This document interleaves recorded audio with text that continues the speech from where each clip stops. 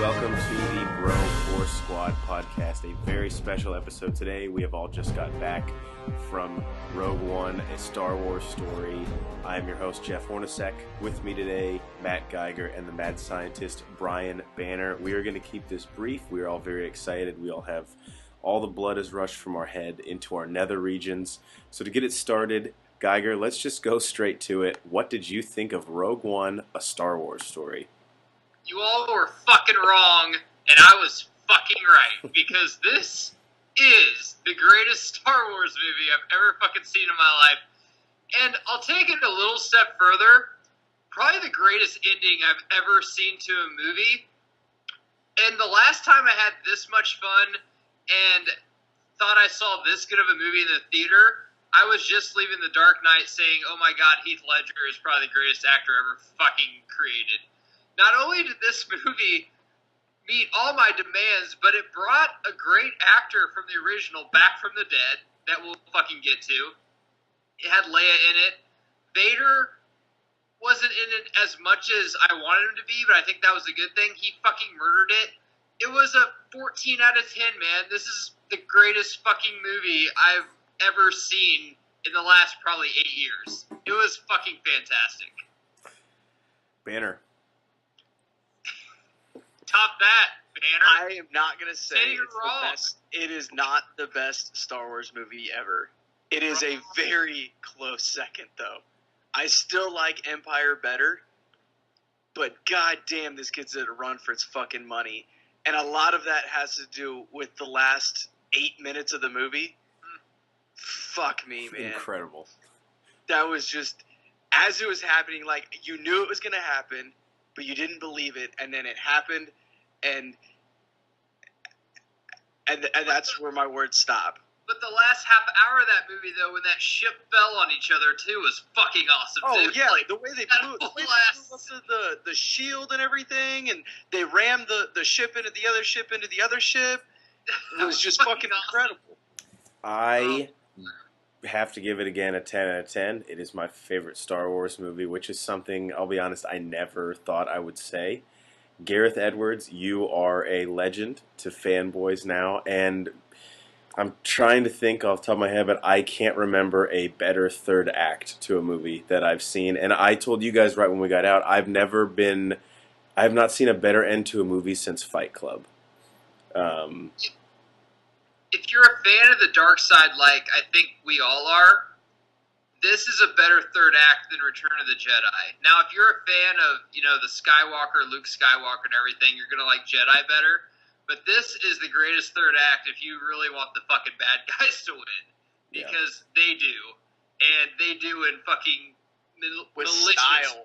Yeah, it is fantastic. Now, before we get into the couple points that I have for the review that I want us to address real quick, let's just address the elephant in the room. Is there another scene in movies that will go down as awesome? Maybe the only thing could be the Joker interrogation scene in The Dark Knight and the Avengers assembling on the bridge, but that Vader corridor scene was just Gareth Edwards, we worship at the altar that you direct at, because that was insane. It's not really comparable. It might be comparable to the Joker interrogation scene just because it's pretty dark. The Avengers scene is more of a kind of a feel-good scene, like, oh, this is happy. Like, Yeah, they're kind of in different genres. Yeah, going up it's against almost each other. like a Silence of the Lambs, like fucking he's out and ready to fucking eat somebody scene. Like, you're waiting for it the whole movie. The person to the left of me had kids by them, and they were kind of scared of it. And my wife didn't want it to happen. I think that I'm the only guy that was cheering when it happened, when you just heard the... Once he pulls his I lightsaber started out, the clap. When Everyone's it going came to up, I started the clap in my theater. yeah. Everyone is going to die. It is... If you're like a Game of Thrones fan, when you just know that fucking every person there is going to die a malicious death, then you'll fucking love this scene. Because Vader fucks up some people. Now, I didn't get the pilot scene I wanted, but I did get the Vader killing about 30 fucking people in 2 minutes thing I wanted. It was very at the end of the movie. So I'm a very happy camper right now, for sure. All right. I have a couple notes I want to take us through. We'll start off with the few things that Banner and I'm not even going to say disliked, because I really don't think there was anything I disliked about this movie, but just a few things, the only things that we could possibly nitpick about this, which was basically a perfect film. The first thing, and the only issue that I had at all, not even a big issue, but pacing in the first act. I know that there was a lot of talks about reshoots.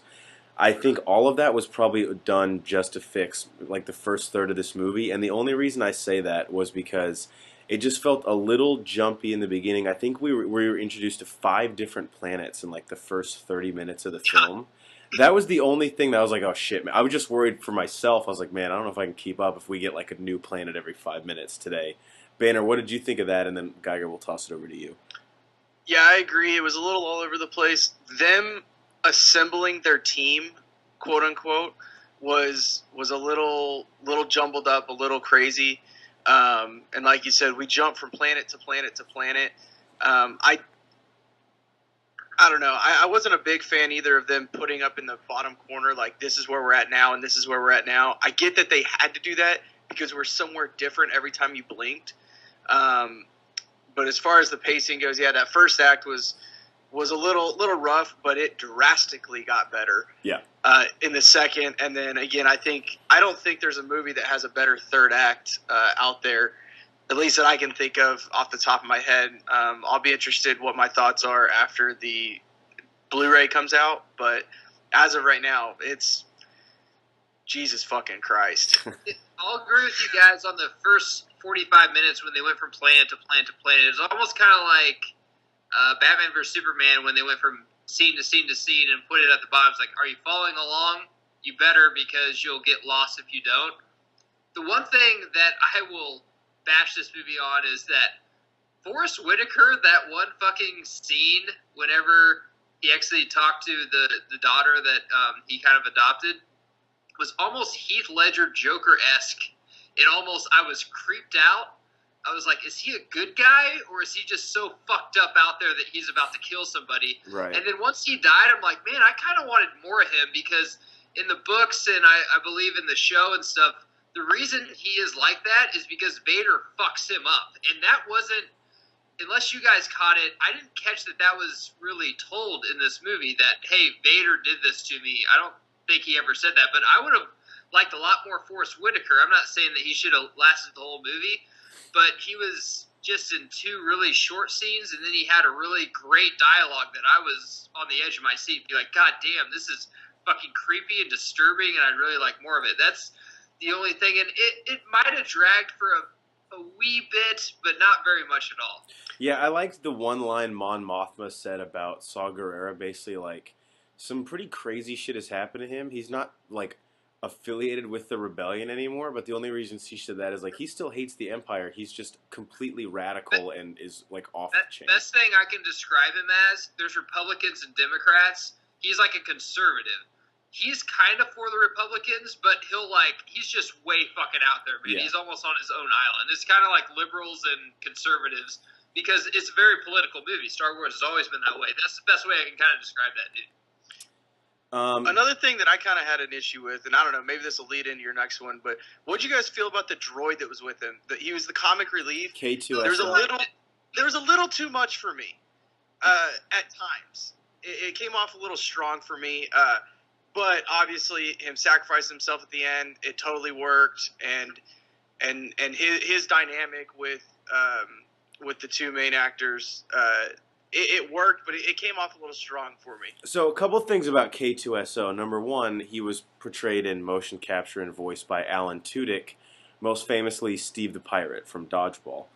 The thing that I think worked about K2SO, and Gaga, interested to hear your point about this, was they needed him in the movie because he is the only point of levity in this whole film. No one else is humorous at all. It is a very dark and very morose movie. Like, everyone has a very depressing story arc in this. Yeah. They were either... This is the first Star Wars movie that got a PG-13 rating, correct? I believe the second. Or did I could be wrong. Did Revenge of the Sith get it also? Force Awakens, I think, did. But I think another reason I liked K2SO, he wasn't a joke. Like, he was an actual badass. He did a lot of really cool stuff. And he served a plot purpose because he was a repurposed... He was definitely needed because not everyone's like us. Kids love this movie, and there's some people out there that they want to go to a movie and see some killing and someone being a badass, but they also want to see some funny stuff too. And I understand that. I could have done without him and been perfectly fine because I liked that it was the darkest Star Wars movie ever. That's why I think it's the greatest Star Wars movie ever. By far, it was. Yeah. But I thought there was probably 3 times he talked, and I thought it was funny. I think he was great in the movie. I do like Star Wars movies that are funny. I mean, Han Solo is funny all the time. C-3PO and R2-D2 are funny. So I think he was definitely needed because you need some comic relief in this movie because no one else is giving it to you, which that's why I love it. So, yeah, he was definitely needed, and I think he fit pretty well, actually. Last thing I'll say about K2SO, I think the reason he worked for the sense of humor was he gave us a comedic relief we haven't seen in Star Wars before. He was an asshole. Like, he wasn't like Jar Jar Binks, like a bumbling idiot, or like when they try in the prequels, George tried to make R2 like, you know, humorous. He was just a dick the entire time, which I thought was kind of funny to see in a Star Wars movie. Moving on, and Banner, I'm just going to let you pretty much run through this one because this is your specialty, but the score. What do we think about this? It was done by Michael Giacchino, who has a very impressive track record, but I think most importantly to note, this is, of course, the first ever Star Wars film to not be composed by John Williams. So, Banner, I'll just let you take this one for the interest of time. I would like to rename this segment called Banner Scores the Score. Ooh, wow. This is a new topic for us. Wow, we're dropping some hot heat here. Yeah, I think I wasn't a big fan of the score, to be honest with you. There were times where it came off pretty strong. There were times where it overpowered the movie. The thing about scores is you don't notice them until after the movie. You're like, oh wow, that was actually really good, and it adds to the movie. There were times where the score in this movie, it didn't add to the movie, and it was overpowering, and you're like, wait, something dramatic's about to happen, and then nothing happens, and it didn't fit, which is very uncharacteristic, like, of a Star Wars movie, but also of Michael himself. I mean, like you said, he has a very, very impressive resume. He did Mission Impossible 3, The Incredibles, Star Trek Into the Darkness. He's done John Carter. He did Dawn of Planet of the Apes, Jurassic World, Doctor Strange. He's also going to be doing Homecoming as well as War of Planet of the Apes. So you can leave John Carter out of his resume because you know he did. But yeah, all those other movies are good. Hey, I didn't say John Carter was a good movie. I said he did a good job with the score. I know, I'm just saying leave it out of his resume. At that point, he's just polishing a turd. He's like, what the fuck do you want me to do for this movie? All I can do is write the music. And most importantly, he also did The Muppets Wizard of Oz, which I think is very important to point out. Fantastic job, but at times the score just didn't fit with what was going on in the film, and you noticed it while you were watching it. And that's the biggest knock I have on it. It's middle of the pack as far as scores go. It's probably one of his lesser works that he has done as a professional. I just have one thing to say about the score. It was fine. It was middle of the road, but I got to give the guy credit. You have to have balls to be the first one to score a Star Wars movie not named John Williams. Because let's be honest, all we really want to hear in this movie is John Williams' score in any Star Wars movie. That's what sets the mood for me. Geiger, what'd you think? I'm not a big score guy. That's more Banner's thing, but I'm going to say this. Whenever I have nothing to say about it, usually means it's not good. And whenever I think that, oh yeah, I remember one scene, I remember a million scenes from this movie, but I can't remember one and have a song in my head, which means the score is usually bad for me. So I definitely agree with his point. The only time I think I remember the score is when they had the Vader music, which is him just kind of repeating what has already been perfected. So Right. Yeah, that and then the credits were the only times where it really stood out in a positive way. Original Star Wars thing. But if he tried to play anything but the Imperial March when Vader came on screen, we'd be rioting in the streets with torches I and would pitchforks. riot. Yeah, I'd be like, God damn it, what the fuck are they doing? Now, I'd like to bring up one I thing. still would have loved it, though. I love that you're hosting this, but this is Christmas time, but I want to go Halloween style and bring up the fucking Dead Rising in this movie because there was an actor that I think is dead, right? That showed up in this fucking movie that was from the original. Grand Moff Tarkin, yeah. Can we just say this has been done before in Tron Legacy? That It's been actually is done before with Robert Downey Jr. But has it ever been done with an actor who's actually he's dead, Yeah. and he looks just like he fucking did in the first A New Hope Star Wars that I watched 2 nights ago. That was brought on screen in 1977 when my dad graduated high school, and he doesn't look a day older. Right. And that's that is fucking directing. It was insane. That brings me into I actually had no idea that he was dead until after the movie was over. I was like, oh shit, he's dead. For a while. But that's going to bring me I into had no our third point, which is cool reprisals from the original trilogy. So, of course, Grand Moff Tarkin's character was a huge part in this film. And to Geiger's point, right when I got home, put in A New Hope, looks exactly like him. And he's not in just one scene, no, man. He's in a lot of the movie. A lot of lines in this. But which is great and speaks to technology. In a few years, they'll be able to replicate this much easier as well. But some cool cameos that I picked up on that I want to see if you guys have any to add. On the planet Jeddah, Jyn Erso bumps into the pig-nosed guy and his friend who Luke gets in the fight with at the Mos Eisley Cantina. There's, of course, Bail Organa, Jimmy Smits, who has a very, very big role. A small role, but a big role in this. Obviously, C-3PO and R2 had to throw themselves into it. And then the one that I really want to talk about and the one that gave me chills and the one that I cannot wait to go see this with my mom is the Princess Leia cameo at the very end. And the one line that she has in this movie, which is so perfect. Guys, I need to stop you right there. We all have to eat our fucking words here. We have made fun of Carrie Fisher Carrie Fisher, fucking much. For good reason. She's not even credited or uncredited not in the enough movie. money for them to fix her face. According to IMDb, though, Carrie Fisher was not at all involved in the movie. So I don't know how they did that without her. And again, that was another one. I don't understand, and they probably should have done it without her because she would have wrote a book about it. It was awesome because I'm like, I got everything I wanted because I got Leia whenever she didn't drink 18 Coca-Colas a day and ate a ton of ice cream and did smoked cocaine. a carton of menthols out of her butt cheeks. Yeah, and apparently was bitching about Han Solo's sexual... let me tell you one thing.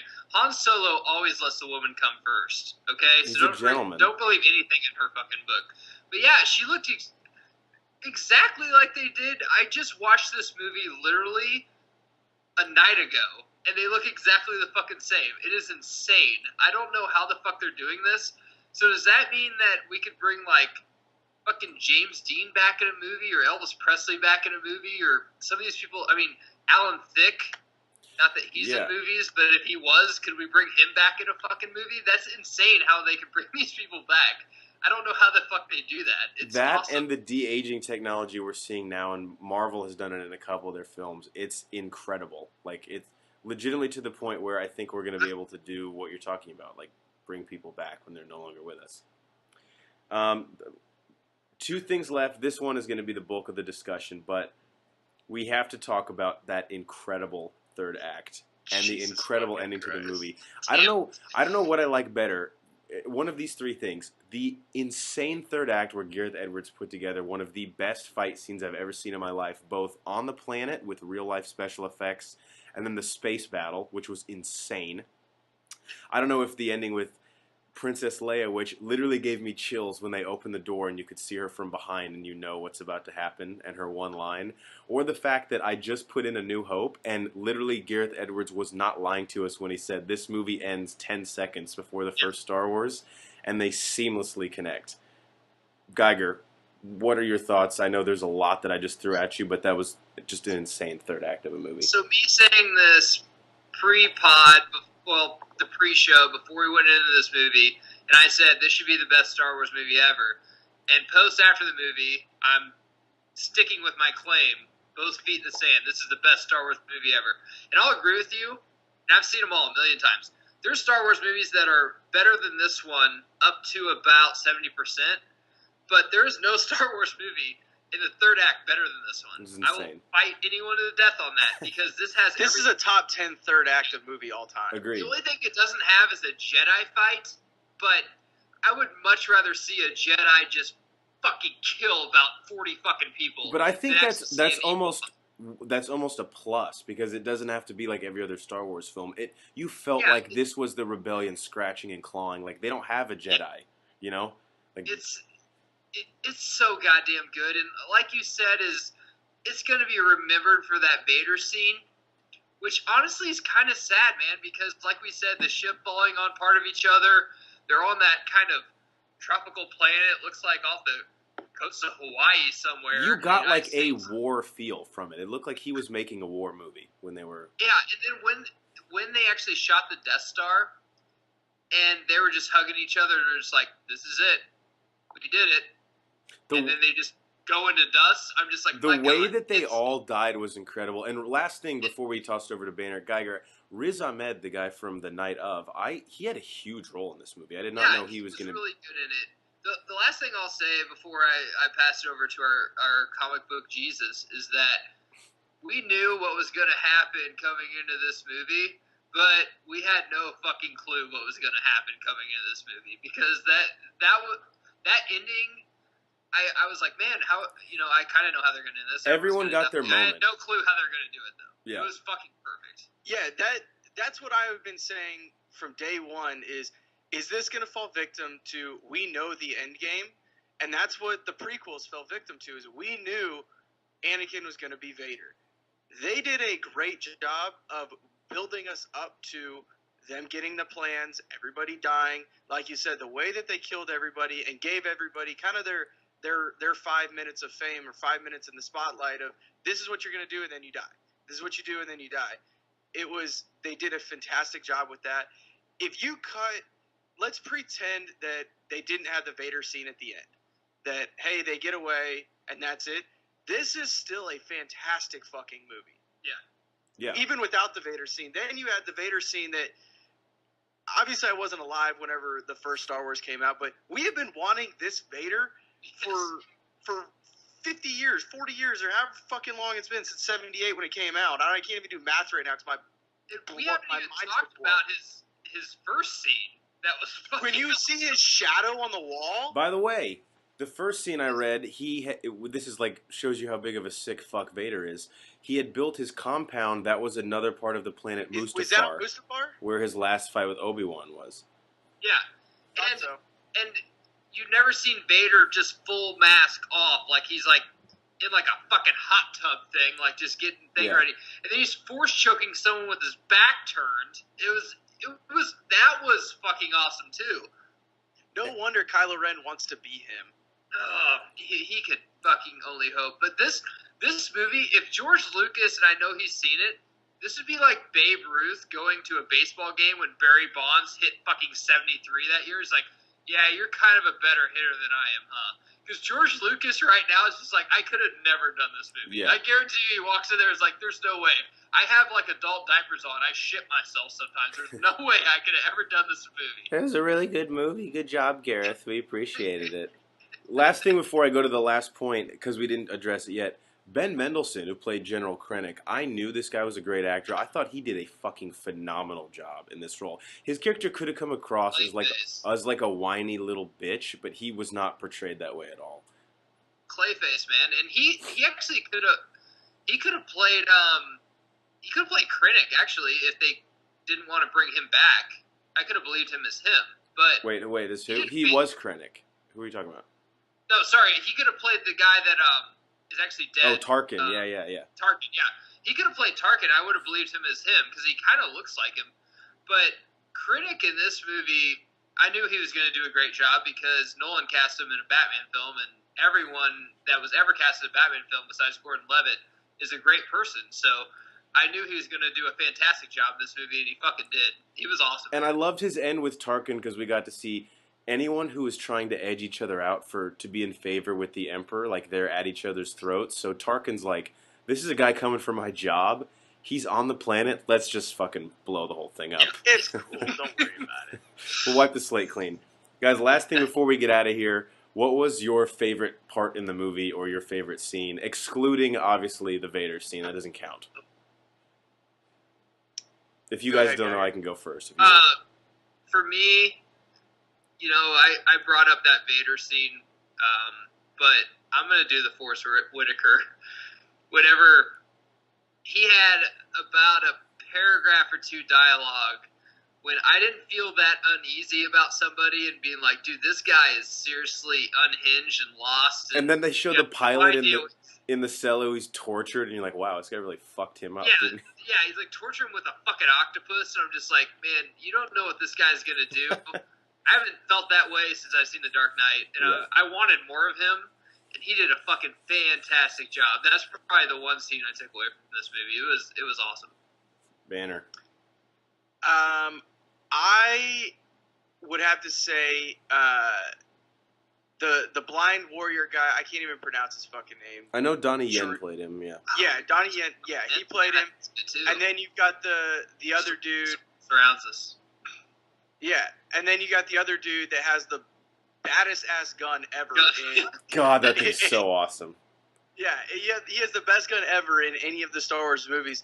Their relationship and them playing off each other is fantastic. And then I loved whenever the Donnie Yen's character dies and the dude with the gun starts saying, I am one with the Force is with me, I am one with the Force. And he kind of takes in that role and starts to believe in the Force and that old dying religion and how the Jedi religion was dead, but yet you have these little pockets of people that believe in it and how they can slowly build on that. And I thought that whole dynamic and that storyline, as little as it was very good.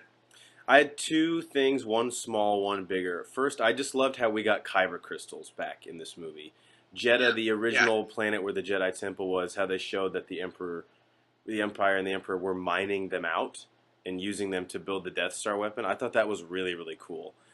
The other thing was that the Felicity Jones's character. That was what her necklace was, right? Yes, it was a Kyber crystal.